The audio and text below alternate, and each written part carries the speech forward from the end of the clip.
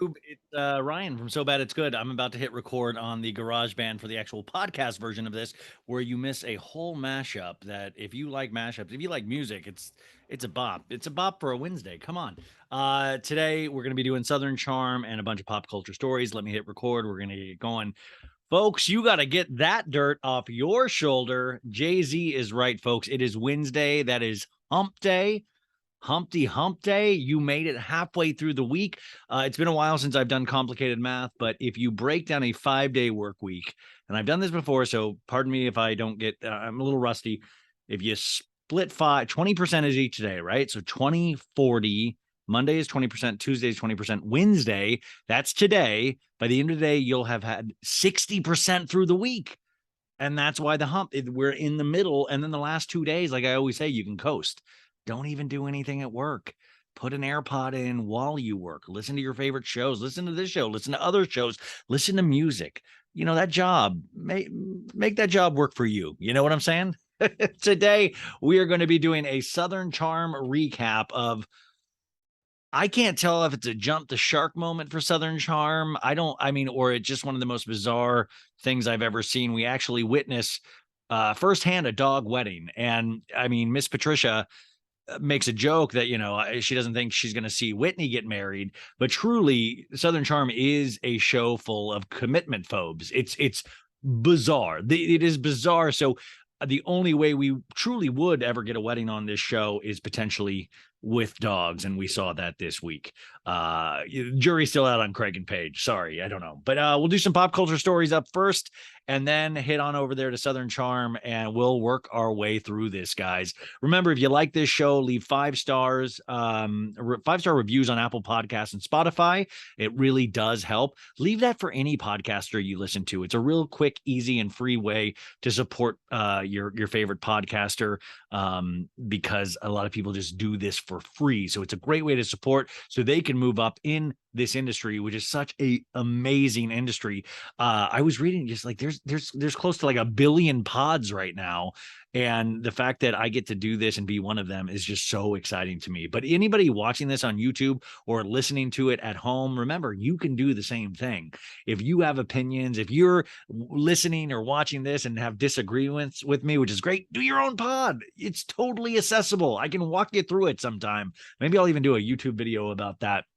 But I hope you're having a great beginning of your week. I'm a little bummed. I just had to say goodbye to my dog, Brooklyn. Not forever, I hope. But my ex was out of town for like 10 days, and I got to have her for this 10 days, and we just did the drop off. And I got to tell you, I'm sad that I'm not looking at my dog on my bed, who's just been staring at me while I record these things over the last 10 days. And also shout out to my ex for taking such good care of her. I feel when she comes over here, it's just like, hey, let's hope this works, right? I think me and my dog exchange looks at each other like, she's like, you're gonna take care of me, right? And I'm like, let's see, right? Let's hope. Also, I made her watch the dog wedding on Southern Charm last night. And even my dog was like, wow, Shep just really can't commit. And those 2 dogs, they're horrible. They're just horrible dogs.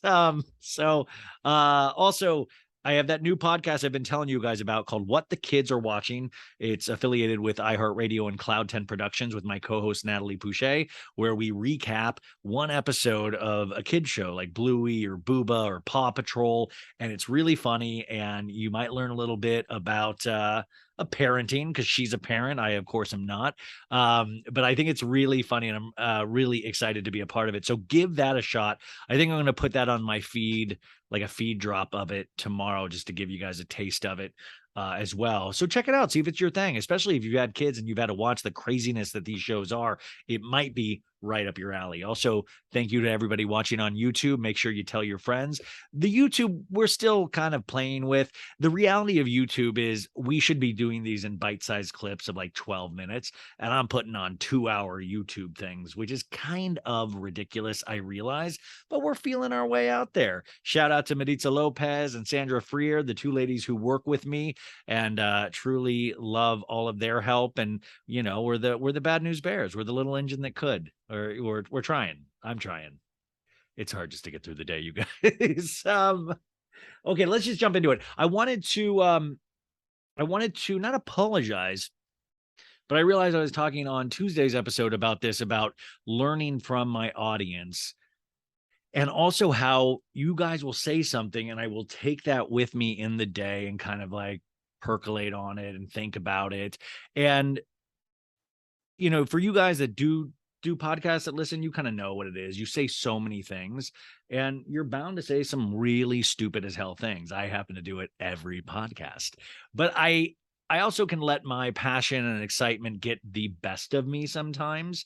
And those are things in the moment where I'm like, I'm really weird with fairness. I want everything to be fair. And I'm like, if something's not fair, I'm like, F that. No way. You're not going to get away with that. And that's why I rail against characters like Jax Taylor and people that are just able to completely lie and completely cheat and completely steal their way through these shows. It frustrates me because you see other people, and this goes for life too, working their asses off to get what they get just by lying. So anyways, I did a story on Monday's Pop Culture Roundup with Sophie Ross where we talked about the pop singer Michelle Branch, where she caught her husband allegedly cheating. Patrick Carney, he's the drummer of the band The Black Keys, which I liked up until this week.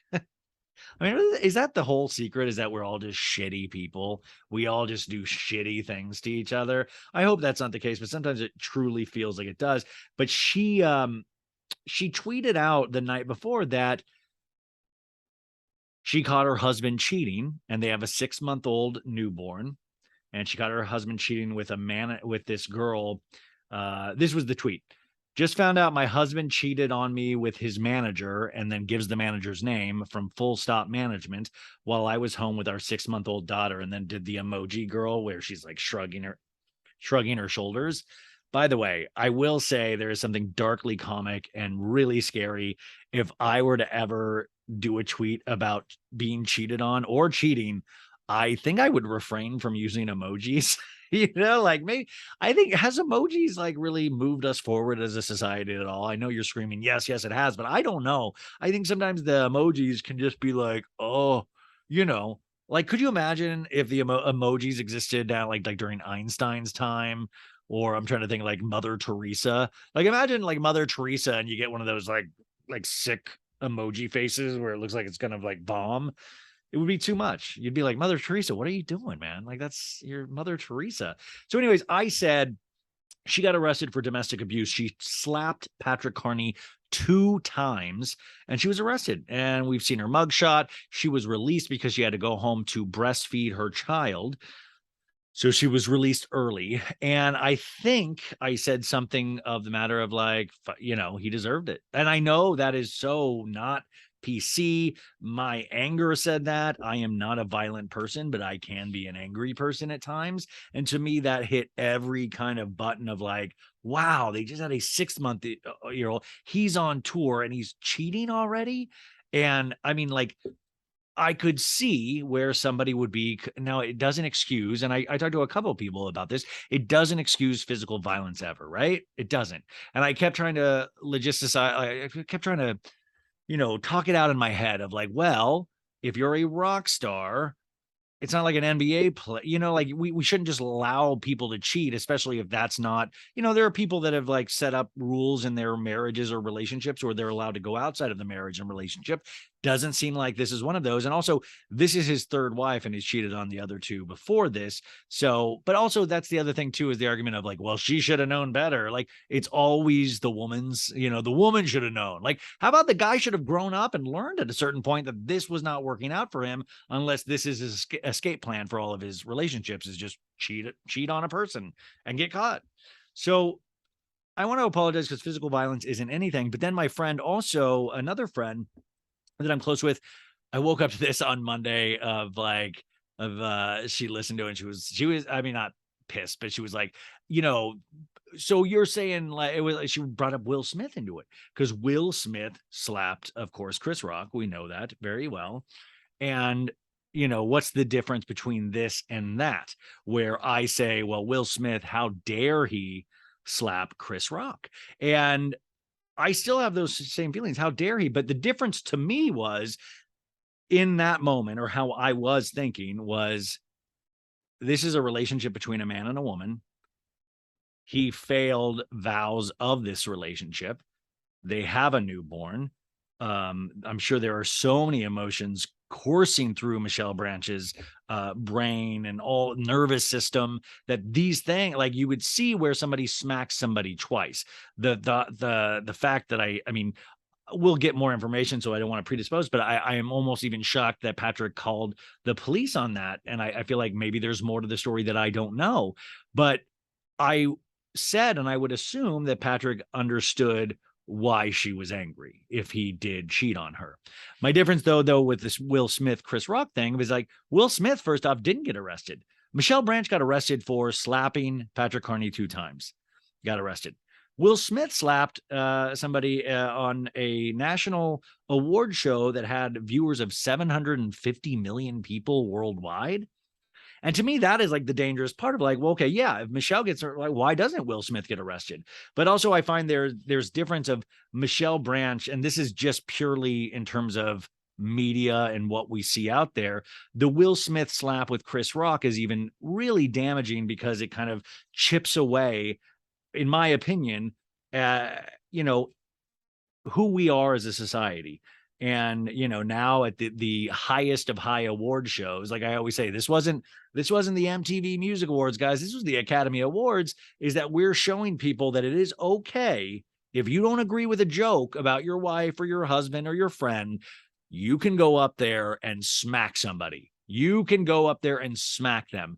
And to me, this is just such a fascinating conversation, even though I know Sophie, I was talking about her, she's like tired of this conversation, but I'm not, because I truly believe this is just such a product of our times, that slap. And I think this will be written about and talked about for decades to come. Hopefully we will be around to be continually talking about this, because I feel it further chips away what our boundaries are in media and what we actually put out there as it's okay to do this. For me, the Michelle Branch, Patrick Carney thing, and this might be a faulty feeling for me, where I was able to almost excuse it. And that's not right. Like, you're not supposed to be physically violent with anybody. But in my head, I was thinking, fuck this guy, 6-month-old baby, he's going around cheating. Fuck that guy. Like, that was what I immediately, I'm going to be always honest with you. I do realize now that still, and I always say this, but I need to walk the walk. And I've never hit anybody. I've never been physically violent with anybody. I never will be physically violent with anybody. But that, to me, I was like, okay, well, yeah, fuck that dude. And I realized that is wrong. So I wanted to say that, but I also wanted to say just the Will Smith thing is still so wrong. He didn't need to get arrested, and everybody agreed not to press charges, and he didn't.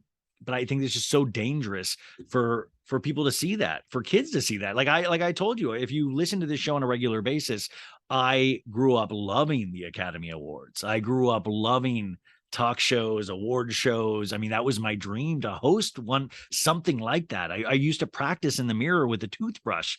And I remember that because Billy Crystal used to say he practiced in the mirror with a toothbrush. And I grew up like when he was hosting. And so I would go practice in the mirror with a toothbrush, hoping that one day I would host the Oscars. It doesn't look like it's going to happen at this point, but the dream was there at one point. And I want other kids to have that dream, but I don't want award shows to turn into the NFL or, the MMA, like, get into the octagon. And you're like, this is the Oscars.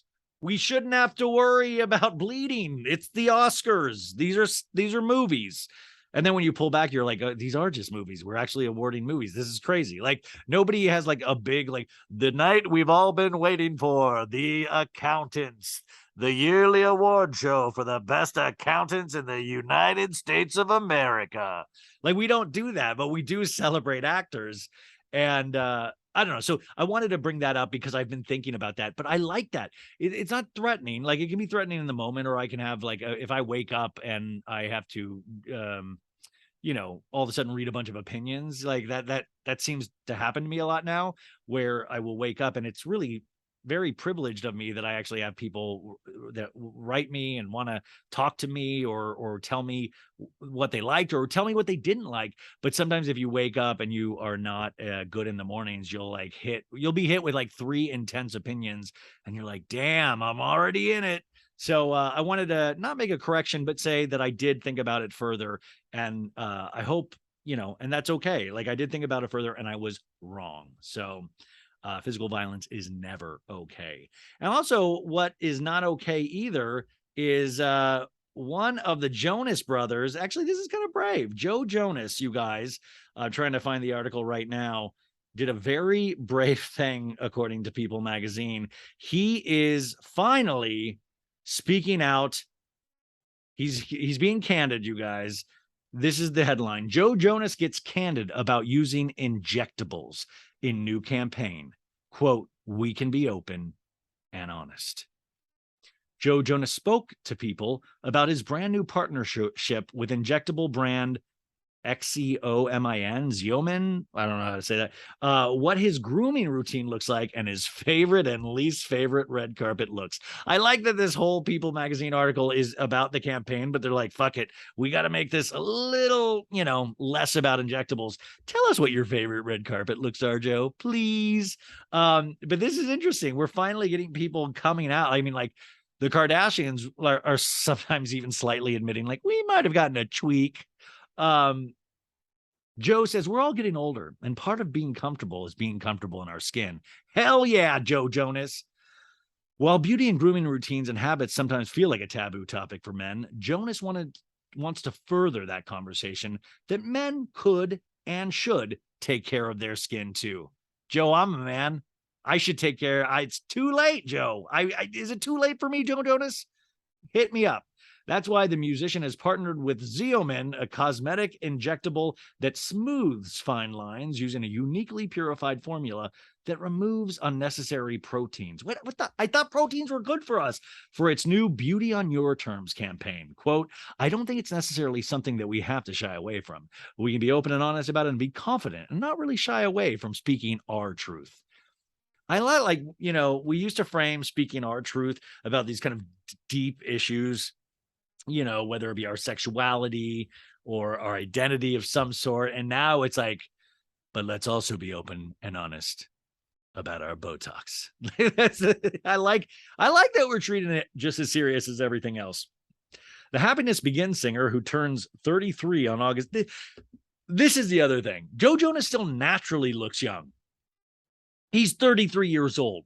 Like pretty soon people are going, and I've heard like people are going to start getting Botox out of the womb. They're like, oh my God, do you see this wrinkly baby? Yeah, fill her up. Come on. I want this baby to be smooth all the way around, and it is not photographing well. And I need this. I need the Instagram likes, you guys. Joe says, I personally care a lot about what I put into my body, and with an aesthetic treatment like this, I wanted to be mindful of what was in it. Can you imagine Joe Jonas at his surgeon? And he's like, the surgeon's like, Joe, we're going to put a little filler in here. It's going to smooth out these lines. And he's like, doctor. And the doctor's like, yeah, Joe. I need to know everything that is in this product. I need to know, and my fans need to know. He says, adding that after speaking with the brand and his own healthcare provider, he felt good about diving in. Well, that's good. I love that this was a potential. They set this up as a whole month in Joe Jonas's life where he's like, Doc, I need to go get a second opinion, and I need to talk to my healthcare provider. And then we cut to him talking to the healthcare provider, like, healthcare provider, it's me, Joe Jonas. I would love to speak to you about this product that the doctor. I mean, I love that according to this, he really did he went to the grad school of trying to learn more about this. He says, I like that it relieved the area in my skin a little bit. And I was like, okay, this is great, without it being too much for my liking. I appreciated that it wasn't over the top. It's very light. Joe, you're 33 years old. It should be very light. My God, what is happening to us? These were all these talks at one point, like, oh, men can't do this, or it's weird for guys to do that. And I think there's a stigma that's fading. And I like that. Oh, that's like, and I like that. I want to talk about slicks. I want to, like Joe Jonas, I want to talk about how I can smooth my skin out. because that's just who I am, a smooth-faced guy. Guys are more openly wearing makeup, Joe says, and it's great to see. It's like, do whatever you want, you know? It's a beautiful generation that we're living. Oh, yeah, it's real beautiful, you guys. Yeah. Hey, rub feces all over your face. It's all, anything goes. It is a beautiful moment of time that we're living in. It's all peace and love now, isn't it, folks? It's just a great time that we're all living in. I'm definitely going to release a makeup line at some point. Then they go into like favorite red carpet looks, and I don't even care. But I thought that was interesting. I saw that before I went on. I was like, oh, I got to talk to you guys about this. This makes me sad. Oh, you know what makes me sad though? In terms of Hollywood breakups, and this has nothing to do with Pete Davidson and Kim, but we had another confirmation of a breakup that we have expected for a long time. But I forgot her name the other day on the show, which I don't know what was wrong with me. But Florence Pugh, Pugh, has confirmed her split with Scrubs actor Zach Braff. They quietly split earlier this year. And by the way, I love when celebrities quietly split, because it does have to be heartbreaking for the celebrity. Honestly, imagine you guys during a breakup. It's like you don't want to then have it splashed. I'd rather talk about injectables on people instead of having to tell anybody about a breakup of mine. Are you kidding me? So Florence Pugh confirms the split. She says, we've been trying to do this separation without the world knowing, because it's been a relationship that everybody has an opinion on. Pugh, 26, told Harper's Bazaar of the Scrub star, 47. And that was a lot of the conversation we had about the 21-year-old age difference. And Braff was like kind of branded creepy. And we see this a lot. We even talked about Dane Cook and Kelsey Taylor. Now, when Florence and Zach started dating, Florence was of legal age, and Florence said she was of sound mind, and they seemed very happy together. And, you might have opinions on age and relationship and stuff like that. And it just seems like she was very set in this relationship. She says, we just felt something like this would really do us the benefit of not having millions of people telling us how happy they are, and we're not together. So we've done that. I automatically get a lumpy throat when I talk about it. And that's sad. She says, whenever I feel like the line has been crossed in my life, whether it's paparazzi taking private moments or moments that aren't even real, or gossip channels that encourage members of the public to share private moments of famous people walking down the street, I think it's incredibly wrong. Oh shit. Did she just shout out to moi? Nice shout out. She says, I don't think that people, just because they have this job, that every aspect of their life should be watched and written about.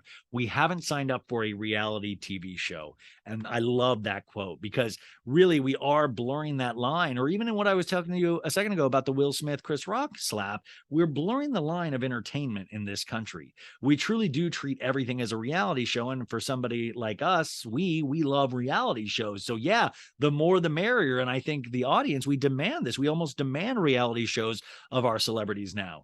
And I am one of the first people to tell you how much I love reading celebrity sightings or reading celebrity blinds. I do. But it's also sometimes easier for me to read those not even realizing they're real people, because then if I realize they're real people, like I wouldn't want somebody talking about my mom. Like, I saw Ryan Bailey's mom, at the Dollar Tree in Gilbert, Arizona, picking up cards. My mom is so funny. I've told you this before, but she's at the point in life where she refuses to pay $6 to $7 for a Hallmark greeting card. So her tip, this is a Becky Bailey tip, you guys. She always tells me, Ryan, go to the Dollar Tree. They have a card selection and it's only $1. And I'm like, okay, so obviously the name of the store is dead on. Like I was like, that was my first clue. It might be $1. And she's like, Ryan, they have everything. All the holidays. But then you get to the Dollar Tree and just the most basic. And like now, all the cards I get from my mom is like, the Dollar Tree cards are like, happy birthday, son. And then you open the card and it says, happy birthday. Those are like Dollar Tree cards. But you always know when you get a card from my mom now, because they're all, my mom has spent like $1.04 on it. And it's funny because my dad's just a dude that's trying to get cards out of the way. So he'll go and buy like a $9 card. And then he gets yelled at by my mom for buying the $9 card. It's like, Bill, I could have bought 8 more cards at the Dollar Tree with what you spent on my card. So then they get in a fight about a card. It's usually like an anniversary card. And then my dad gets in trouble for buying an expensive anniversary card. And my dad's anniversary card for my mom is just like, another year. Congrats. Dollar Tree. Great. So I love that thought about the reality show. It must be really super hyper weird to be a celebrity, and it always has been. I was telling you guys about the Princess documentary about Princess Diana, and she, of course, had a tragic car accident being chased by paparazzi. And, it's a rabid thing, and we are a rabid society that really, truly loves all of the information. Listen, my podcast thrives because of information that I'm able to say. And by the way, the podcasts that do blind items and stuff like that, those are even bigger. When you're in the taboo like that, I just don't think I'm that good at that. I love reading it. I love absorbing it like you guys do, but I don't know if I could do that. I love talking about theories, and we're going to talk about one in just 1 second about a returning story that I always talk about from 2016. But I wanted to mention, rest in peace, Florence and Zach. Did we have a couple's name for them? Was it Puaf? What is it? What is their path? Florac? I don't know. Anyways, we never had a name. So this actually, how I always talk about that idea, you guys, of we need to someday.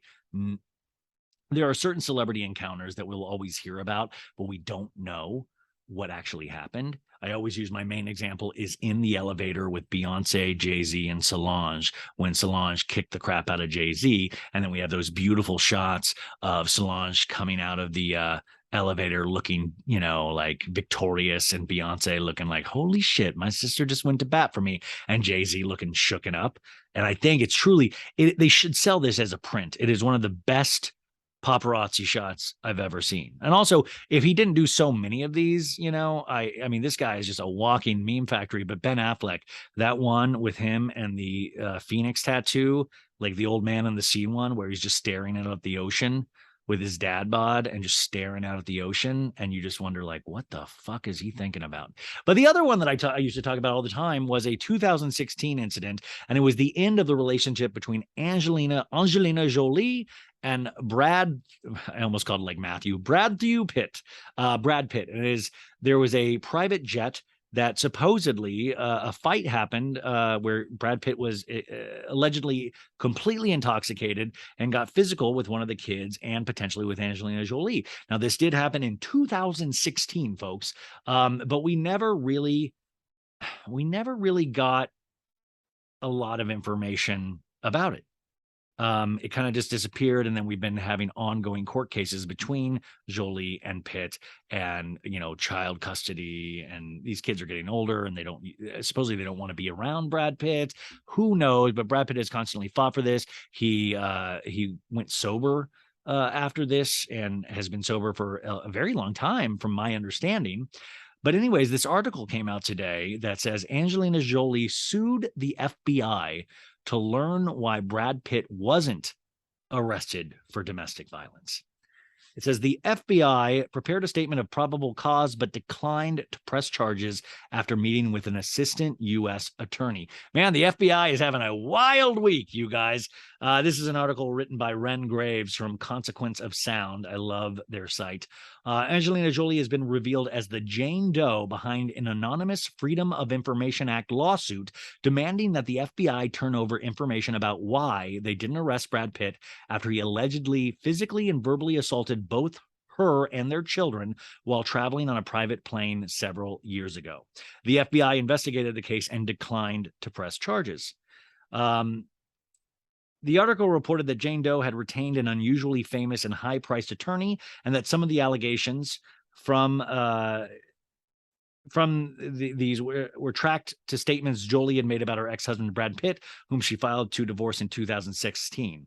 Puck News has now confirmed that Jolie filed the lawsuit and that she did so in order to learn why Pitt wasn't arrested. 1 week ago, on August 9th, Jolie amended the complaint with new information she learned from a filing last year. In September of 2016, the investigating agent, quote, prepared a statement of probable cause and presented it to an assistant U.S. attorney in Los Angeles. But after meeting with the attorney, the FBI decided not to press charges.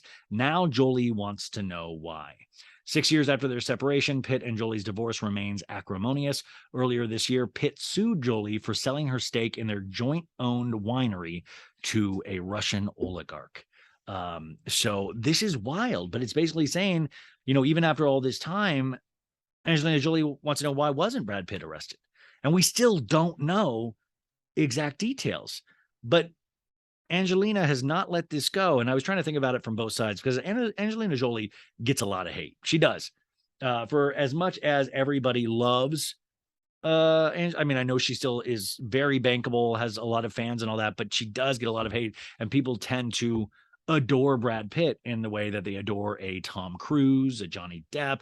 I love Brad Pitt. Like, it's like it hurts me when I think of Brad Pitt doing something wrong because you want those kind of stable pop culture figures in your life, whether it be Tom Hanks or I'm trying to think, a Lady Gaga, like somebody that you're like, okay, they're artists, but they're really trying to do good for people and stuff.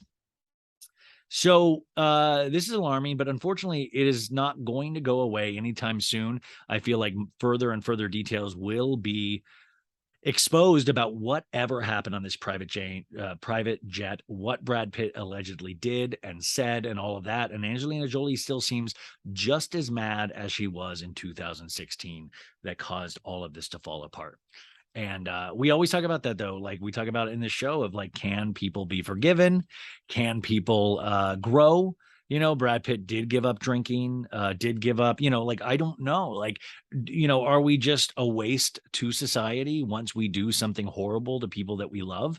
I don't know. I think about this all the time for some reason, because you always get it thrown in your face, especially with Bravo shows and celebrity pop culture, and I'm a student of pop culture history, and you always like see this like, oh, it's disgusting what he did. It's disgusting what he did to her, or what she did to him. And then you're like, you get older and you're like, man, the world is hard. Life is hard. It's like we all hear these fucked up stories about our own families.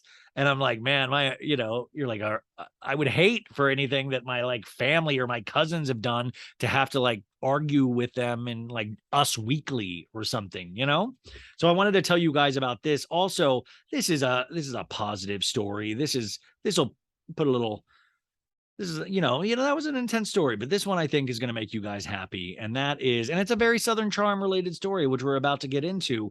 You guys move over Drew Sidora from Real Housewives of Atlanta, because you're going to not drop it with Drew anymore. You're going to drop it with Craig Conover from Southern Charm.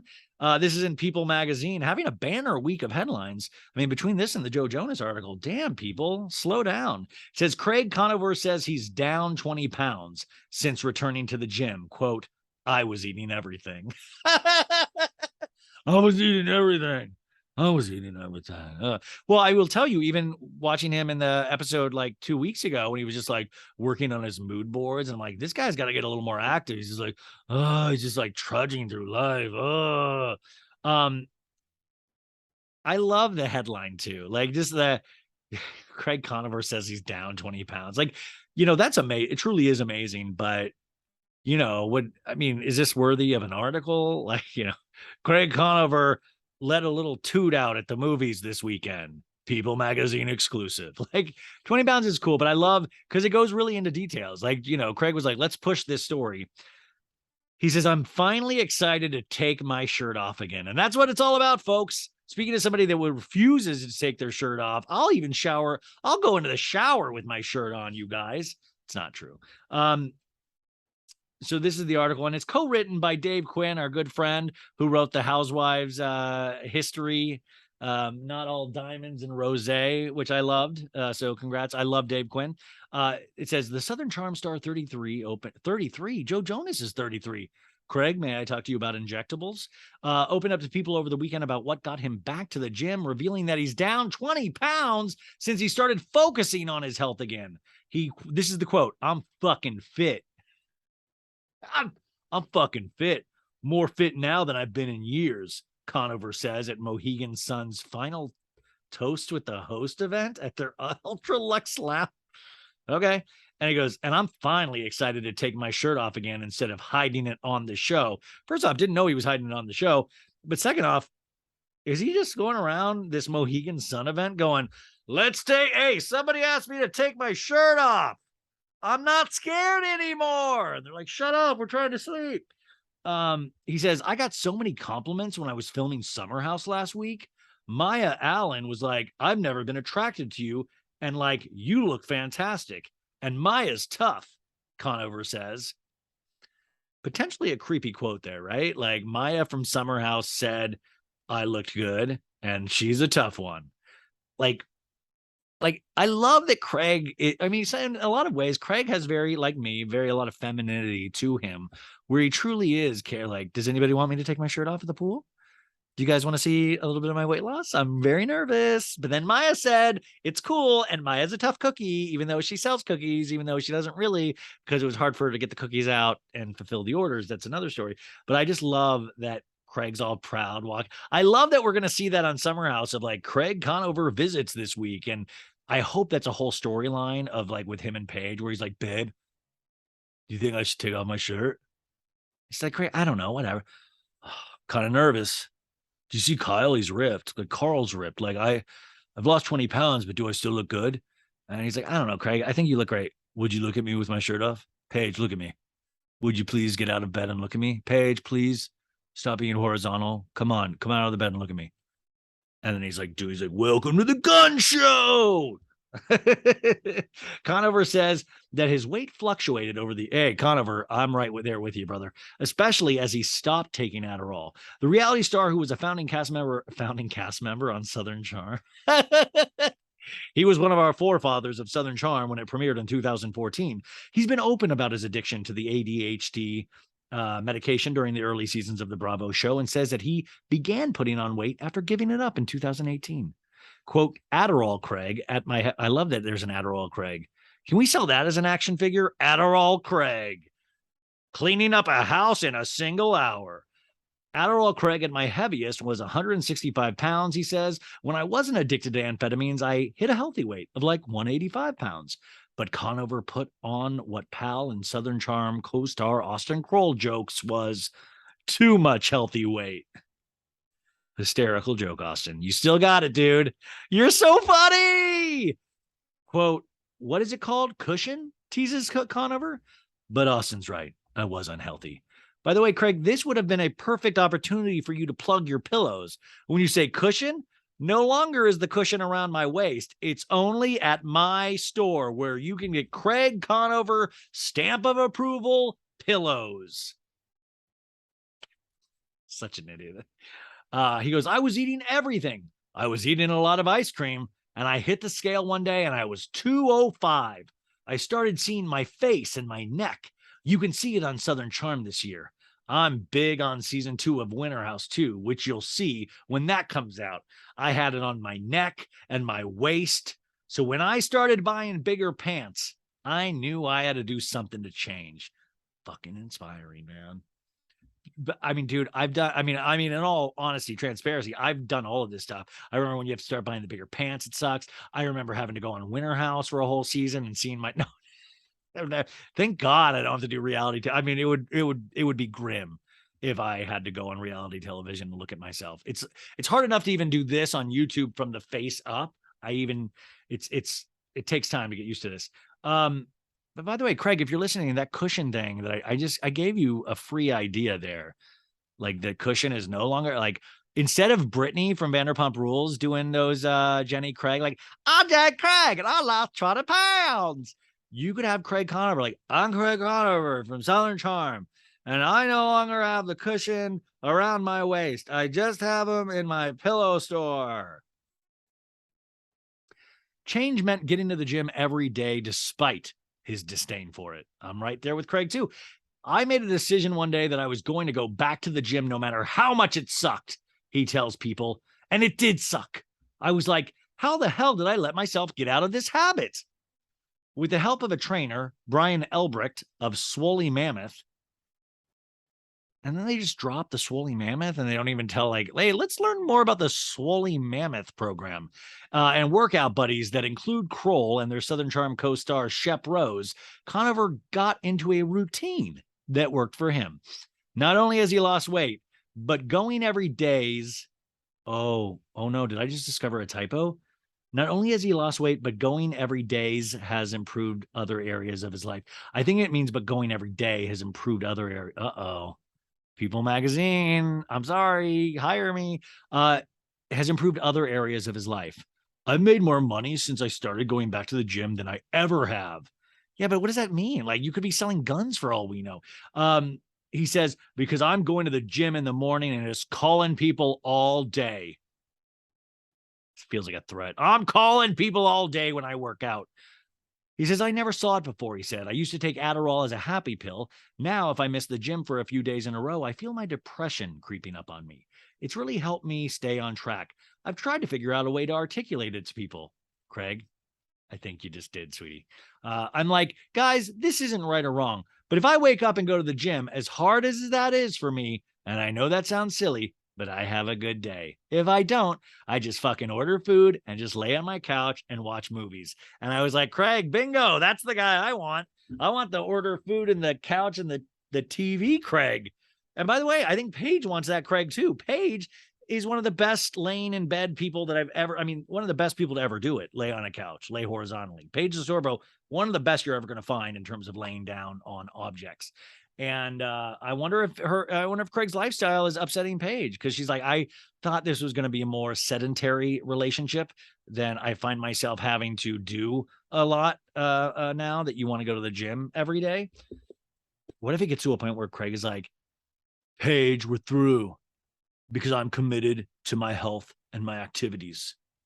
So we're done. We're done, toots. We're done.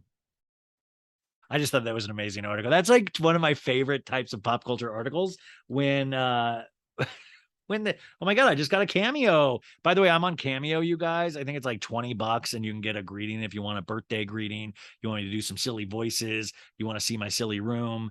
It's all silliness. So if you want me to tell a love, I'll even break up with your loved one for you. You know what I'm saying? I'll do it. I'll do the hard stuff that you don't want to do. Please get a Cameo from me. I just got an order. That's cool. I love that.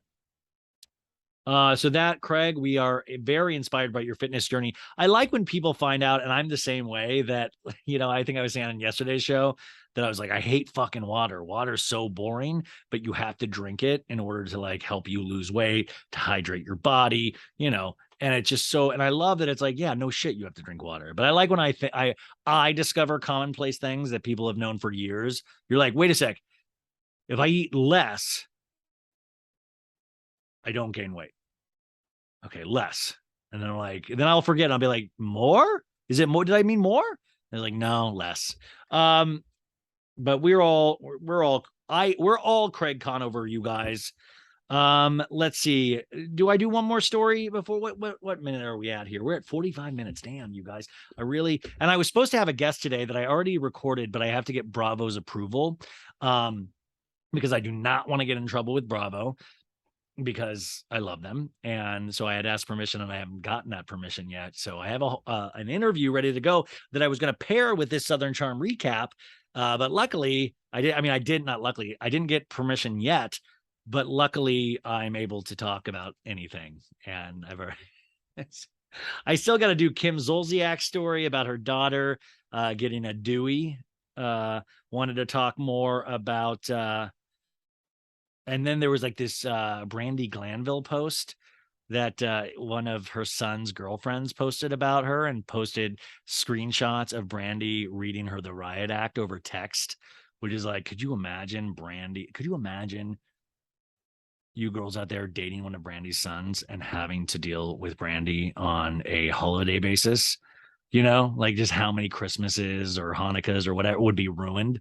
I'll do the Kim Zolciak story at another time, because I want to get into this and just get funky with this Southern Charm recap.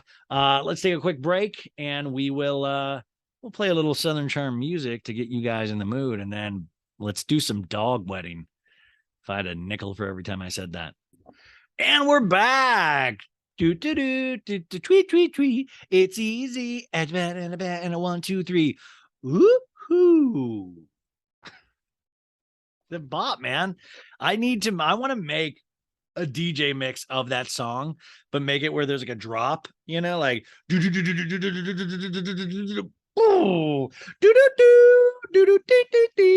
easy. Oh, by the way, look at this new pillow. One of our house guests. It's not about the poster. Hey, it's me.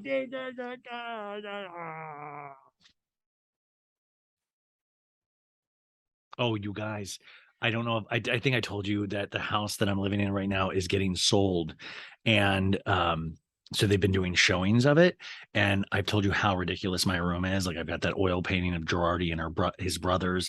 I've got the lingerie that from Tom Girardi's lingerie. I mean, I've got all of this weird shit everywhere, let alone like all of this equipment. And my roommate said that she talked to the realtor, and that a couple people that came and saw the house listened to the show.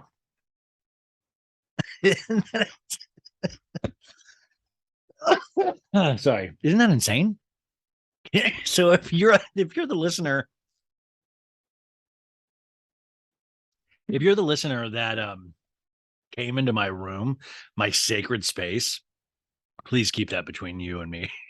I just love the fact that somebody was like, "Oh, this is where Ryan Bailey must work." Sorry, I have a little tickle in my throat. So Southern Charm, what are we gonna do? Do you guys like this? I mean, I like the bizarreness of it. I liked the framing device of using the quotes of saying like the wedding part 1, the wedding part 2, and I'll explain what I mean by that if you haven't watched. It's just a weird, not a weird season. I mean, it is a weird season, but it's it's very all over the place. Like we'll have a conversation about race and racism, and then we go to a dog wedding. And I always say that, can the show withstand these kind of big issues when it's also about a bunch of dudes that can't commit? I mean, this is truly one of the most commitment phobic casts in modern day history. And I always say this about reality shows, and I always wonder what mine would be, what your guys's would be, is that it really highlights our weaknesses. So it's almost a joke how Shep views marriage and relationships, and you can see that he genuinely is scared of them, and that's not like a put on. He looks in fear most of the time, and this is somebody that is for him, somebody that wants to be with him. This is somebody like, and he's just like, Shep's mind just must be wild. He even says in this episode, he's like, lust and love, you're not going to tell me if you're with somebody that you're still not going to lust for the hottest piece of ass in the room. And I'm like, dude, hey, you're on camera. But at the same time, thank you for sharing, because that's a really interesting way of saying that you're never going to marry Taylor. You're never going to do that. In fact, I don't even know why Taylor had any hope at all, because the more I think about it, the more Shep has been really steadfast in his opinions of relationships. And in fact, if you read his book, which it's up there, Average Expectations, Lessons in Lowering the Bar, some of the quotes from this week's episode in his Talking Heads were taken directly from that book of his viewpoint. And that book was written years ago, and this guy hasn't changed at all. And you can be good. You can be a good person, I believe, and really fun to be around and all that. And you can also be horrible in relationships. Remember, two things can always be true at once. And this guy just seems horrible at relationships. In fact, I'm so curious of Taylor's experience coming out of this thing, because she's going to be blown away when she actually starts dating a guy that wants to be with her. She's going to be like, what? I don't have to feel guilty for wanting to be with you? Because that's what it makes. It's just like, oh, fine, Taylor, I'll hold your hand, I guess. It's so weird, So this is called Holy Matrimony, and we always try to break down those titles, what this could possibly mean. And in my head, I was like, matrimony, where have I heard that before? I'm like, matrimony. So I'm like, holy matrimony, which means a marriage. But matrimony, what does that mean? And I go, mutt is a dog. Actually, Brooklyn, my dog, came up with it. My dog was like, Ryan, it means a dog. And I'm like, okay, so this means dog wedding. And I was like, great title. Nailed it. Now, the description of this says, the wedding countdown begins for little Craig and Peaches. Remember last week's episode, we found out from Miss Patricia that she wants to have a wedding, and she's going to make animals do it. Not animals like Shep, but like the actual animals. Shep tells Whitney about his marriage fears. I'm just like, what a guy to tell your marriage fears to. Whitney is not with somebody either. Like, tell your wedding fears and marriage fears to somebody that's actually fucking married. Maybe talk to your parents, Shep. I would love to see that scene too. You think Whitney's gonna like lead you down the primrose path of like how to understand a healthy relationship? No. And then we get previously on Southern Charm. And remember, the music is like dee, dee, dee, dee, dee, dee, dee. And Naomi does the voiceover for these now, and she's warming into it. I still don't. I would have rather heard Craig do it. I mean, they're both equally lazy in how they speak, but I love it. She goes, as Austin wondered if he had a future with Olivia, she was considering moving on. And we see a couple of scenes of that, of them kind of like, well, I don't want to hold you back, blah, blah, blah. And then we hear the song go, just a regular bozo. Meanwhile, Vanita was ready to let bygones be bygones. And we have that scene from last week where Vanita was communicating with her mom saying, clearly I wasn't communicating clearly enough with Olivia. And I don't know what that disconnect is. Then she goes, Catherine couldn't let go of her nagging thoughts. And we have a scene of her and Chubbs, her boyfriend, Caleb, you say it Caleb, but it's spelled Chleb, but in my head, it's Chubbs. So Chubbs and Catherine saying Chubbs, like, so what really went down between you and Naomi? And then the voiceover, and when I met up with Craig, the awkward conversation with Caleb found its way into a more awkward one. And we see that picnic thing where they had like a tea where Craig goes and she wanted to tell him about her conversation with Chubbs and the Catherine thing. And Craig was like, why are we doing this in person? I have to go pick up Paige from the airport. And she's like, okay, well, let's all have a fun night out. And he's like, I can't be out with my ex, especially if we hooked up. And then Naomi's voiceover goes, speaking of hooking up. And then we go to Miss Patricia, where she goes, that was a violation of sorts. And your dog, little Craig, Shep, has to do the honorable thing. Ba-ba-dee-dee-dee. And then we had the last scene from last week where she is meeting with the wedding planner, which is just wild. She goes, the wedding planner's like, when are you thinking about doing it? And she goes, this week. We're going to get married this week.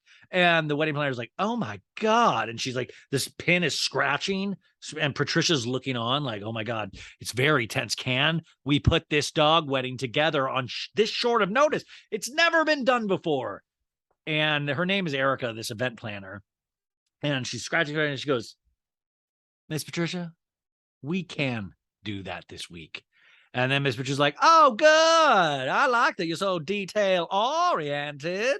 And then on the screen, it says Monday. And I love that. It's like the Summer House thing when I love they put up the day and the time because I feel like, oh, my God, I've done a Wednesday at 12:37 p.m. I've experienced that before. So when they say Monday, I'm like, fuck. I know Monday. Like I've done a Monday. So it says Monday on the screen. And we find out that Madison is the maid of honor for Peaches, the dog. They're getting an outfit. And Vanita doesn't know what to wear. So she comes out in this pink shiny thing at this store. She looks beautiful. And then she has a fur on. She's like, should I wear a fur? And it's like, oh, probably not. Don't wear a fur to a dog wedding. And then we go to, unless it's 101 Dalmatians, baby. Then we go to Wednesday. It says Wednesday, which, by the way, what the fuck happened on Tuesday? Did nothing happen on Tuesday? Could we skip Monday to Wednesday? And Wednesday,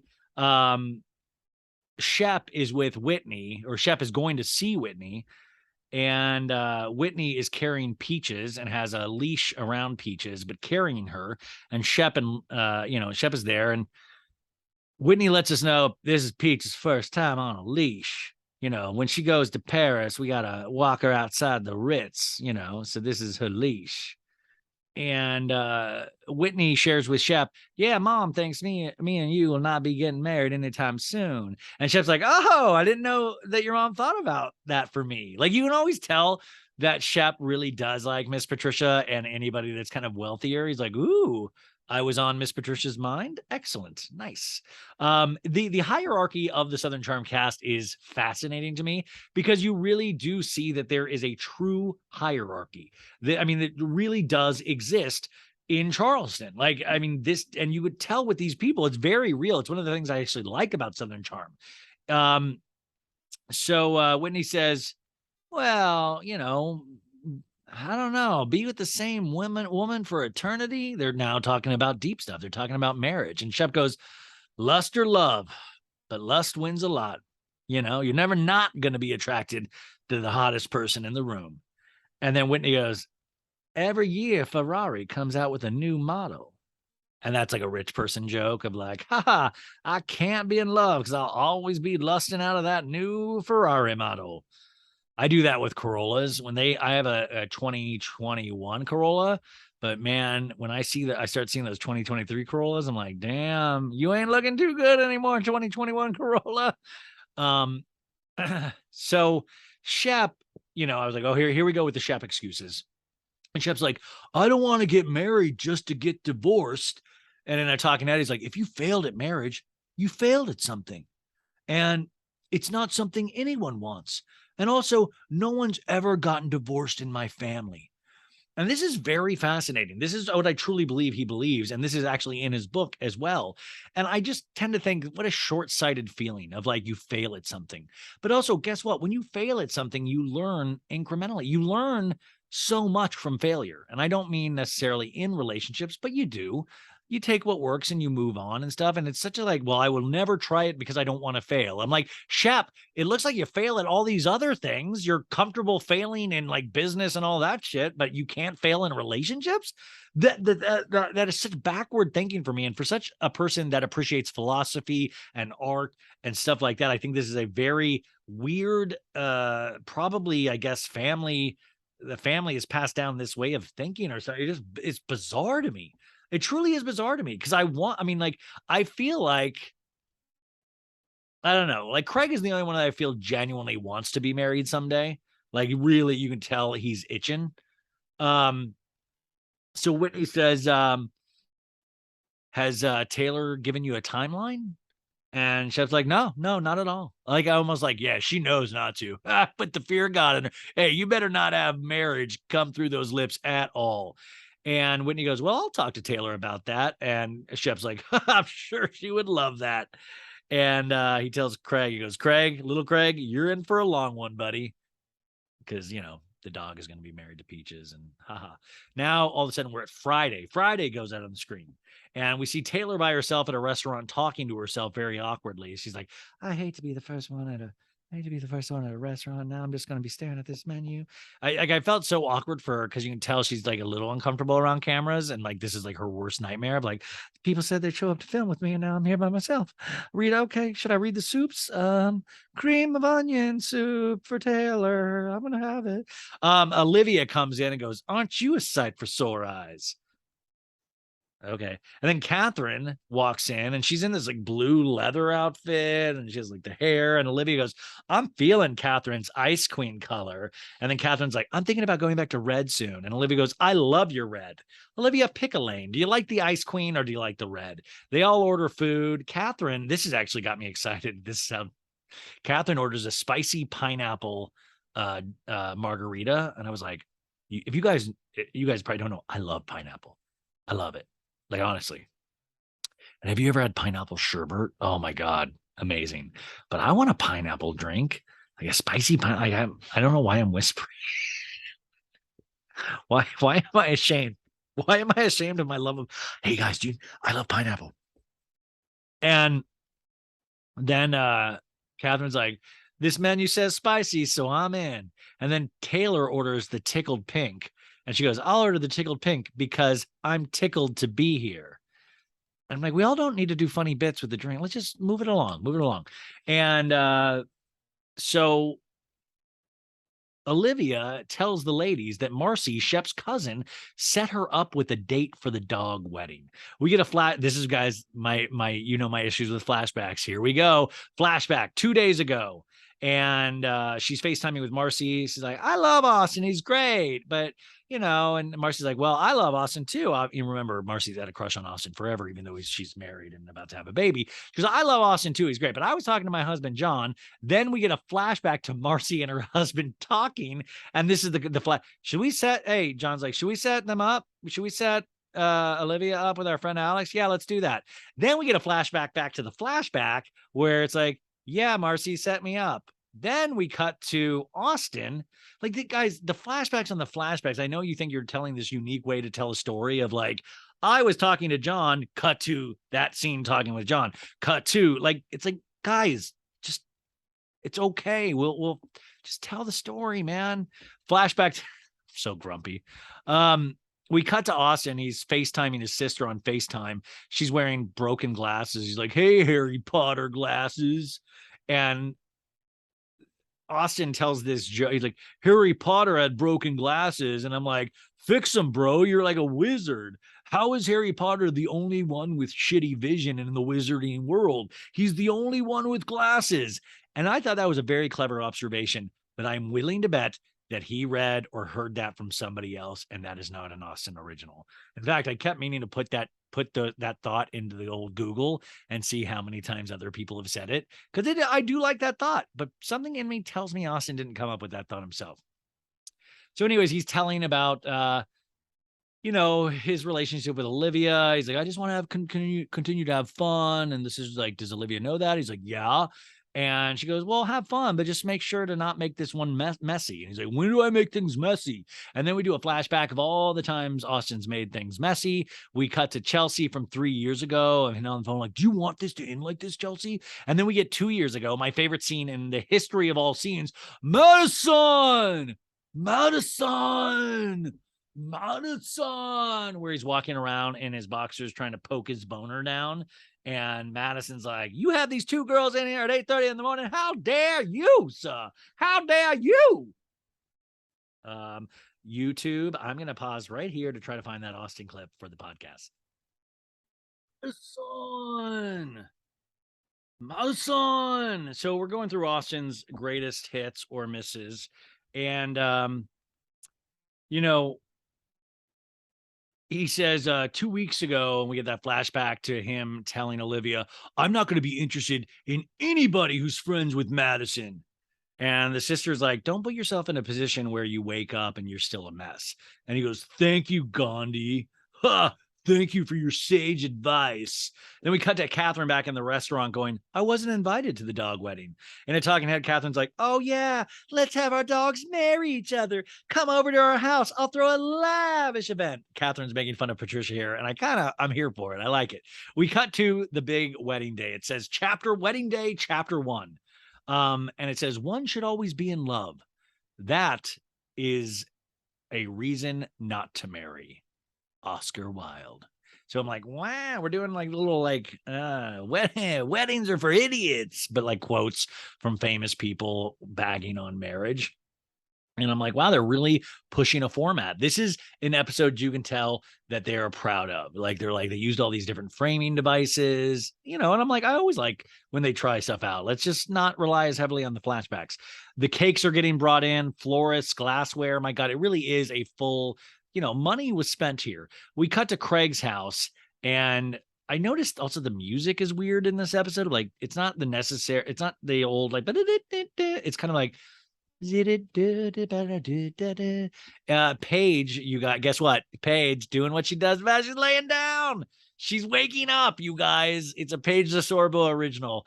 And Craig's like, when I sleep next to you, I sleep much better. And Paige goes, you snore very loudly. And he goes, does it keep you up? And she goes, no, I put a pillow over your head. And then she laughs. She goes, come on, laugh. That was fun. We cut to Shep and Taylor giving little Craig a bath in the bathtub. And then those rascally dogs, they always get out of the bathroom. They shake, shake, shake, shake, shake. And they're like, oh, we deserve that. And then we cut to Olivia getting dressed. Very pretty dress for a dog wedding. Her dad, Gary, like, we've really met her parents a lot this year. Her dad, Gary, comes in. She's like, Dad, I'm going to a dog wedding. He's like, really? Does the dog know they're getting married? And he's like, you want to take our dog, Mar? And then we see Mar walking in the background. Mar would have loved to have gone to that dog wedding. Why didn't we not let Mar go? So she tells her dad, she tells her dad, Gary, that Marcy, Shep's cousin, set me up with one of their friends. In a talking head, Olivia goes, I've gotten out of it in the past with setups, made excuses. And she asked her dad, Gary, should I feel awkward bringing this guy to this dog wedding with Austin there? And Gary goes, if I was in your shoes, I'd play the field. And she goes, you've been giving me that advice for years. I'll wait to ask mom. Then we cut to Whitney playing bad guitars, like it's like Slash in the November Rain video when he walks outside the church. He was like, my name is Whitney. Patricia's getting made up, and he goes, it's not every day a dog gets married. Slap on that pancake makeup.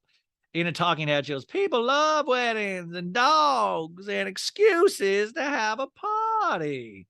Madison and her boobs walk in. Like, she is very booby in this dress. Like, it was like, va va voom. And Patricia goes, I love that dress. It's backless. And Patricia goes, how does my makeup look? And Madison goes, you look wonderful. Of course you're going to say that. It's Miss Patricia.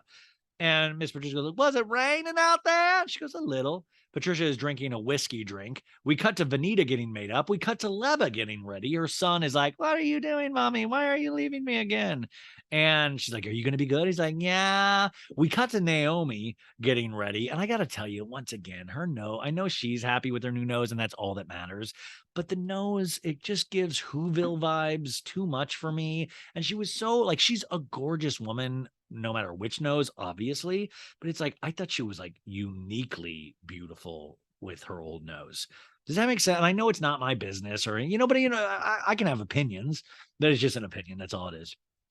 So we cut to Austin, and he's just slow-mo running his fingers through his hair, and they actually kind of troll him by like having that go like slow-mo, and he just keeps running his finger. He goes, looks way better now than it did at that other fucking party. Then we get wedding chapter 2. And the quote is, men marry because they are tired, women because they are curious. Both are disappointed. Oscar Wilde. Thank you, Oscar. We cut to Olivia at Marcy's place, and hey, hello, I love you. That whole girl thing where they hug and tell each other they look beautiful. Now we meet this guy, Zach. I think I called him Alex earlier, but his name is Zach, and this is the guy that she's going to be set up with. And he's a good looking guy, right? He has curly hair. I have some curly hair. It's just a mess right now, but I have curly hair, and you know what they always say about men with curly hair? Huge dongs. Like, oh, just huge. I mean, I didn't make that up. Huge dongs. It's just a scientific fact. She goes in a talking head. Olivia's like, well, considering this is my first blind date, I'm pleased with what I see so far. Wouldn't your worst nightmare is to be on this blind date and be the dude and like get shit on in a talking head of like, this guy's a fucking freak. He looks like a loser. Anyways, they all cheers. They're having a drink, blah, blah, blah. And Marcy says, I hope these dogs have a prenup. If they don't, little Craig is scoring, because Miss Patricia is so wealthy. We cut to little Craig farting in the car ride over with Taylor and Shep. I also think it might have been Shep farting, and he blames it on little Craig. I could see that. And Taylor's like, should we give little Craig advice about marriage? And Shep's like, oh, fine. Never go to sleep angry. Just go to sleep. And then Taylor reads advice off a phone. She goes, freely admit fault, humbly asking for forgiveness, and look towards rebuilding trust. And Shep goes, that sounds awful. Craig, do whatever you want. So rude, man. Like, honestly, you can just tell Shep is in that spot of not wanting to be with this woman. It is just really it's so obvious. We cut to chapter 3, and the quote here is, marriage is a wonderful institution, but who wants to live in an institution? Groucho Marx. We see the armadillo cake, which you had talked about last week. Erica, the wedding planner, is talking to the bartenders. Little Craig walks in with Shep and Taylor. Shep in a talking head says, I hate weddings. Every single girl has this syndrome that they get from Disney drilled into them about Cinderella and their Prince Charming. Let me tell you, there is no Prince Charming. The more perfect they seem, the more screwed up they are. Shep. Hello, darkness, my old friend, man. Like, hug me, put a smile on. Come on, man. That's dark. Let people have their Disney let people be Disney adults. It's fine. And I get what you're saying, but like, also let people live, man. And also, in your case, it doesn't look perfect on the outs. You know what I'm saying? Like, I don't know. Disappointing Shep episode here at times, and I like Shep. We cut to Peaches, the bride, and her wedding dress, and she has pearls, the whole thing. And Miss Patricia's like, I've been married 3 times, married in a church, married on a mega yacht, and I was married on a Fifth Avenue apartment by a Supreme Court judge. Obviously, this wedding would be nice if it was Whitney's wedding, but as long as it's a member of my family, I'm happy. Um, I gotta, there's so much, we talk so much about Supreme Court judges and like, oh, and this is what Supreme Court judges really do. They end up just part of their job is just marrying rich weirdos on Fifth Avenue. Like, it, it's just funny the way the world works, right? Like, Supreme Court judge, you're like, you got married by a Supreme Court judge? Didn't they have something big to decide? They're like, sure, why don't I go over and just marry? Like, it's all in my next life, I want to be extremely wealthy. Erica is doing the wedding placement, how everybody walks. It says Madison will walk down, and then you two will walk little Craig down to Shep and Taylor. And then we see little Craig go for the pool where there's a swan. And they're like, oh no, he's going to pop the swan. He's going to pop the swan. No, no, no, no. And Shep is playing with little Shep, and it brings a tear to your eye. It's father and son. Taylor says, little playboy over there, Craig learns from the best. And we cut to Whitney coming out in a blue sports jacket with like kind of dazzlies on it and a black t-shirt, and says, you guys excited about being in-laws? Or no, Taylor says, you guys excited about being in-laws? And Whitney goes, my life's dream. And Shep goes, hog-tied. Guys, then just get out of here. If you're not going to participate in the dog wedding, I need everybody to be positive about this dog wedding. Dr. Berger, their veterinarian, walks in. He's the one marrying them. And Shep's like, Dr. Berger, thanks for doing this. And Wendy goes, hey, I'm going to go do a sound check. And then he does that guitar noodling again. He's just so proud of himself. You remember that one Southern Charm episode where he was dating that, what was like a Swedish model? And he was like, hey, let me play this. And it was like one of the first time I had seen Southern Charm. And I was like, what the fuck is this? I was like, that was one of this, like, when Whitney was like a full-time character on this show. And I was wondering if like that was part of the reasons why he stopped, of like, wow, I potentially looked like a huge idiot in scenes like that. But now he's like, no. Vanita has her dog Charles with her. And Taylor like, oh my God, he's so cute, I'm gonna cry. And then Shep goes, Taylor, if you start crying because of that dog, I don't know what to do with her. Charles, Vanita's dog, takes a shit, with amazing. Naomi comes in and goes, oh my God, it's chilly. We see that the honeymoon suite, there's a little dog house decorated for them to bone the 2 dogs. And this is the moment where I was flashing back to the Kardashian episode where Kim's looking for her diamond earring in the blue water in the ocean. And like, Kim, there are people dying. Like, we've literally the money spent on this dog wedding, we could have ended homelessness. I mean, by the way, imagine if this money went to the Homeless Not Toothless Foundation. Really, honestly. Leva comes in, kisses Whitney. Austin comes out and in, and the best man for little Craig is Austin, and he brought a little top hat for little Craig.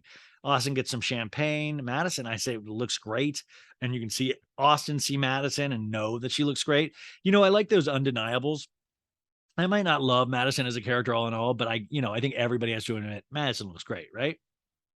Taylor goes, oh my God, Madison, you look like a mermaid. And she's like, oh, thank you. I was thinking Frozen. Also, I was waiting for Shep to be like, oh, enough with the mermaids, Taylor. It's stupid. And Austin's like, yeah, I was thinking you look like a dumb whore. Austin says, I knew that this would happen when I was asked to be best man. I knew I would have to go down the aisle with her. And it's just a nightmare anytime with an altar in Madison, Austin says. And Austin looks like he's had better days. Marcy comes in with a wedding gift for little Craig. Zach meets Shep. Zach, of course, is Olivia's blind date. We see John, Marcy's husband, with them. Shep says, just got to embrace the ridiculousness now, man. You can tell Shep's now had a couple drinks in him. He's loosening up. He's like, okay, it's kind of fun. It's fun. Taylor introduces Zach to Naomi, and she's like, oh, we were set up. And Austin sees it and goes, Taylor, who is that? And she's like, huh? No, Taylor, who is that? And Taylor's like, it's Olivia's blind date. And Austin goes, he's he's a handsome man. We cut to chapter 4, and the quote here is, a man who doesn't know what happiness is, a man doesn't know what happiness is unless he's married, but then it's too late. Frank Sinatra. I like that some of the people these quotes come from are seriously, they were horrible in their own marriages. Craig is chasing Charles around. Little Craig is chasing the dog Charles around. Shep saying, it's just a wedding, little Craig. You can still get a divorce. Austin asks Whitney, are we not going to see Peaches until it's time? And Whitney's like, yeah, it's like a proper wedding, dude. Shep tells Austin, this is so ridiculous, but I'm so here for it. You know, it's like I'm not jaded at all about it. Sure, Shep. Austin says, who's your date? Marcy and John. Oh, yeah. So Austin now is in front of Olivia and says, who's your date? And Olivia's like, Marcy and John set me up with him. And Shep says, well, he seems really cool. And Austin goes, I guess. He's jealous, folks. In a talking head, Austin goes, it's just one of those things where you say that, that you want them to date, but then you hope that they don't listen to you. And this time she listened to me. I just love, it's always one of those times where they realize I'm just a fucking idiot. And I guess I lost out this time. We get a flashback to 2 weeks ago, their first date, where Austin says, hey, I can't expect you not to date since I'm moving this relationship at a snail's pace. We cut to Naomi talking to Madison, and she goes, what changed between you and Austin between that party and now? And Madison's like, I got engaged. That's what changed. We get a flashback to them being awkward at Olivia's oyster party. And Naomi goes, well, that's weird. I'm awkward around Craig right now. And he's trying to be respectful to Paige. In a talking head, Naomi goes, I would never try to get up on Craig. And I thought we were cool, but I guess not. But by the way, there is reason. I mean, they did sleep together 2 times in the near future from when this was, the near past when this was filmed. We cut to Paige and Craig walking in, and Craig, Paige goes, I don't think many people have been to a dog wedding. And Craig's like, it's such a Charleston thing. And she goes, nah, this is some rich people shit. I mean, but honestly, really a good Paige scene. It's nice to see her up out of bed, walking. We cut to Naomi and she's still talking about that situation. She goes, I want to figure it out. I don't want to cause problems. And she goes, are they even coming? And they're like, oh yeah, there they are. Paige is like a little bit of a jokester, as we know. And she looks around, she goes, this is more expensive than my wedding will be. And Paige goes, oh my God, I'm so cold. I'm freezing. I didn't know it would be raining. And Naomi, is talking. Naomi goes, Craig, give her your jacket. Naomi really does boss around Craig. You really see how that relationship worked. And you can see why Craig, it was, really good that he broke out of that, because she really still bosses him around. And Craig goes, everyone, I'm going to give her my jacket. You don't need to tell me to do it. In a talking head, Craig goes, what is going through Naomi's head? She thinks she knows my girlfriend, what's best for her. And for my, she did not have the right to tell me about my jacket. And Craig goes, I don't think she's getting it. This is not respecting boundaries. We cut to Patricia putting a mink stole on and a dress. And she's like, it's sparkling. It's sprinkling outside. We got to try to do the ceremony before the clouds come. Chapter 5, the quote is, marriages are made under heaven. No, marriages are made in heaven, but so is thunder and lightning. Clint Eastwood. Hors d'oeuvres are getting passed around. Whitney's soundboard thing, I guess, is being temperamental. Kind of gave me a Back to the Future vibe of him playing at the school, Michael J. Fox playing at the school dance. Like, we got to do it, Marty. You got to make it work, Marty. The sweet stylings of Whitney. The planner won't let Austin have an umbrella because Austin's like, it's raining. Can I have an umbrella? She's like, it won't look good. He's asking her a bunch of questions. Here comes the bride. Patricia is laughing. Taylor says, hey, honey. And they're like, little Craig, don't look at Peaches. Don't look at little Peaches yet. The rain is starting to come down. Shep tells Patricia, dogs hate rain. And Patricia goes, I know. And we're waiting on Whitney, I guess, for this soundboard disaster. And Miss Patricia's like, oh my gosh, what a disaster. And Erica, the wedding planner, says that I couldn't, to Austin still about the umbrella, like it would look bad. And Austin says, okay. And oh, no, sorry. We had already had that scene, but Miss Patricia's like, has an umbrella. And Austin's like, well, she wouldn't let me have an umbrella. She said it would look bad. And Madison goes, it's because she wanted to make you look bad. And Austin's like, ugh, like a stick went up his butt. And he turns around and goes, why are you the way you are? And she goes, you're the one being weird. And Austin goes, are you serious? Are you serious? You serious? And she's like, Lord have mercy. Come on, Whitney. He finally picks up his guitar. The piano starts. Dun, dun, dun, dun, dun, dun, dun, dun. Shep is panicking about how he walks. Shep is an idiot. Paige says, this is insane. She's seated and watching this. Austin goes down first. Madison comes down. Shep and Taylor come down with little Craig. Now we hear the squeaking guitar. I'm like, which is like, this is where I was like, I'm filing an animal abuse complaint. This is not right. Miss Patricia says, can you put Peaches down for me? Put Peaches down for me, please. Peaches walks down the aisle. Everyone stands up, but now she's like breaking through the leash, and little Craig is just watching. And we cut to Charles, Vanita's dog, jumps out of the chair to sniff Peaches' private parts. And you're like, oh no, we got a runaway bride to Peaches. And Chef goes, where's the damn top hat for little Craig? I forgot. Olivia says, I do feel bad for Austin. It's a shitty situation, but I'm just going to have fun with Jake. And the producer goes, Zach. And she goes, oh my God. Oh yeah, Zach. I'm just going to have fun with Zach. Dr. Berger starts his big speech. He's like, we're uniting these two fine canines in holy matrimony. And everybody's like, ah. And Taylor says, if Shep and I were to get married, he wouldn't even sit still and listen to any of this. Taylor, this is a reason 5,003 why you should not want to marry Shep, because you're right. Taylor, you know already all of this. You know what you know. And Shep says, I'm a big skip the wedding and go to the reception guy. And I'm like, we know, Shep, we know.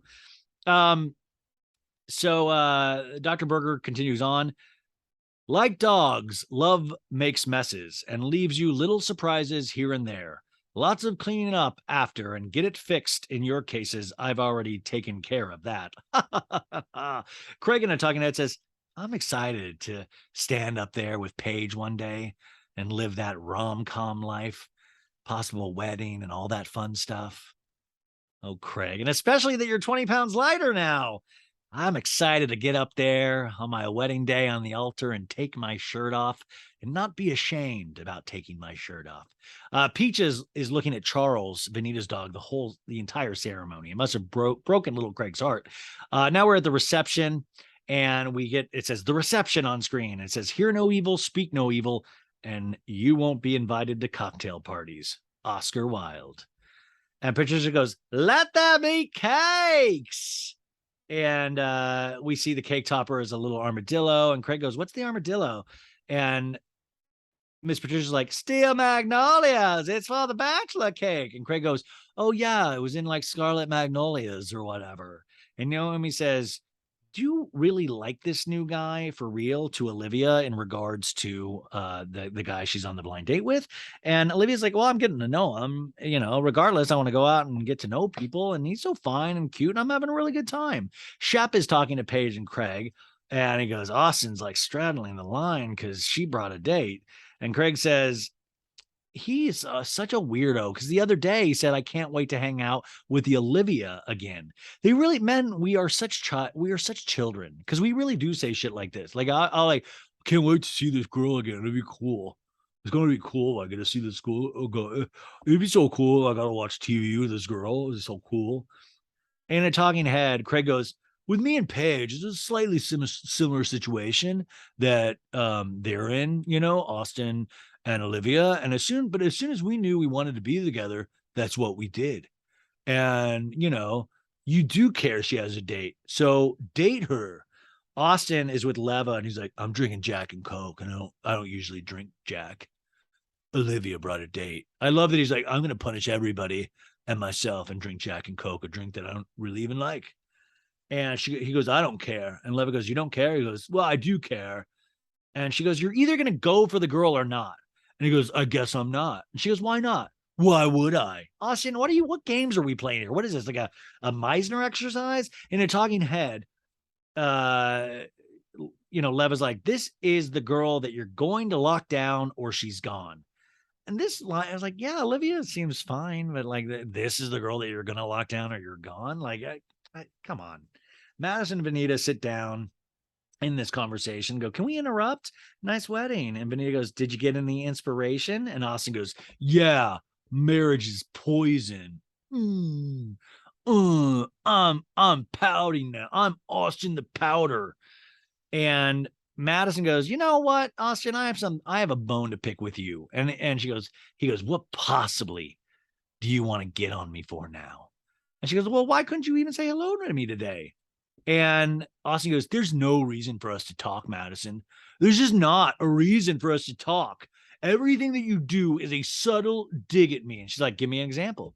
Amanita says, I'm just trying to make sure a titty don't pop out for Madison in a talking head. Miss Patricia now sits down, and in a talking head, Miss Patricia goes, what's going on? There's an altercation at a dog wedding. And she goes, Craig, have a seat. There's a conversation we need to break into. And Miss Patricia goes, what do you think? Did that put you in the mood? That wedding, that doggy wedding? Watching animals get married, that put you in the mood? And Craig's like, yeah, it did. And she goes, Naomi, come sit over here. Sit next to Craig. Now scrunch up a little bit. Take down your underdrawers. Yeah, touch each other's bodies. Discover each other. Yeah, do it. It's me, Miss Patricia. I'd say what goes here. So it's a stupid scene where like sitting, you can tell Craig's all uncomfortable. And Naomi goes, hey, Craig. He was like, what's up? And Miss Patricia goes, I asked Craig if that wedding put him in the mood. And he's like, yeah, I said it kind of did. We see Paige talking to Shep, but kind of looking over and at the situation. And Austin, doing Madison's accent, is still talking to Madison, going, you just can't help it, and then you blame it on me. Oh, I thought he was bigger than that. And he goes, Madison, that's the definition of gaslighting, the exact definition of it. It's not true. I do love that men are really taking back the word gaslight. It's a word that came up with like to talk about how men treat women in a lot of ways, but finally men are taking it back. That's our word now, ladies. That is I will be gaslit, not you. Austin says, I gotta go. Nope. And he just gets out of the couch and walks away. And Pat goes, oh my God, a dog wedding? And Madison says to Naomi, how was Craig awkward? I think he remembered. How was Craig awkward? And Naomi was like, I think he remembered Paige was there. So he got all awkward. In a talking head, Naomi goes, I don't want her to think I'm after her boyfriend. I mean, anymore. Whitney now is sitting next to Naomi. And then we cut to Austin saying, I guess I'm 0 for 2 to Leva. What a sad sack. Paige goes, to Austin, who's, goes, hey, our girls are our girls in town. And Austin goes, what? And she goes, our girls in town, Sierra. And then we get a flashback to their winter house scene. You're cute. Now you're cute. Now you're cute. Now you're cute. And Craig says, yeah, she's been sleeping on my couch. And Austin goes, really? And then we see him just throw out condoms. He's like, not gonna need these. No, it is one of those. I gotta say, like, Paige, how dare you? Like, if what we saw is to be believed, that this man really fucked over your friend, and you're like, guess what? We got a piece of meat back at Craig's. You want to do things to her? Like, weird. And also, we're supposed to believe that Craig didn't text Austin that Sierra was sleeping on his couch. Like, are they seriously that? It's just, so Austin's like, really? Zoinks. We cut to Vanita's arms around Miss Patricia, and she goes, you got to teach me how to get my first husband. And Vanita was a little too grabby with Miss Patricia. And Shep goes, okay, we got to go to dinner to Austin. And Austin goes, actually, Sierra's in town, and I'd like to get my dick wet. No, he goes, Sierra's in town, and I'd like to go hang out with her. And Chef goes, and he's like, well, Olivia brought a date, Mr. Lumberjack Chic, okay. Shep in a talking head says Austin should sit down with a therapist. Doing something out of revenge is probably not the right thing to do. So he's saying going to hook up with Sierra because he's upset about Olivia isn't the right thing to do. Shep, that is amazing advice. But also, I'd like to give advice to you is that you should go to a therapist as well. I mean, right? Like, Austin should have been like, hey, I don't think it's necessarily the smartest idea that Shep never likes to be around his girlfriend, even though she really loves him. So Craig and Shep are now on the couch together, and Naomi comes up and goes, Craig, can we have a chat quickly and casually? And he goes, about what? And she goes, I can't tell you until we have a chat. It's not a big deal, Craig. I love how we have to genuinely pull Craig into scenes and like they have to be surprises. Like, come on, Craig, just do it. Go to the scene, work. Craig tells Paige, I gotta go talk to Naomi. And Paige looks a little ticked. She's like, nah, nah, nah. And Madison is talking to Paige, and she goes, the exes are always going to feel like that they missed out. And Paige goes, yep, that's how it goes. And Madison goes, her loss. And Paige goes, my gain. And then she immediately falls on the floor and goes to sleep. No, and then we cut to Craig going, Naomi, if this is going to be a serious conversation, I'm out. I'm out. And Naomi's like, no, it's not, Craig. Calm down. In a talking head, he's like, pulling me aside at a group event is just weird. But also, it's Southern charm. It's like, Craig, you know the drill. And he's like, so what's the problem? And she goes, I feel like you're being awkward around me a little bit. And he goes, it's a respect thing. We're not just exes. We did hook up recently. And she goes, the problem is I feel like when you and I are sometimes around each other, you act a certain way. And he goes, Naomi, if you're trying to insinuate I act different around you, I'm not. I'm not. And she goes, that's not what I'm saying. Can you listen to me? This is a perfect example of two people that just don't listen to each other. I love it. Craig goes, then say it correctly, Naomi. She goes, the only thing I was trying to ask you, if I make you feel uncomfortable in the way you make me feel uncomfortable, when I was dating Matul, you and I were around each other and I thought I wasn't allowed to interact with you. And Craig goes, yeah, because you were with someone who was controlling as fuck. And she goes, right. So that's what I'm trying to say when I was in your position. And he goes, you were never in my position, Naomi.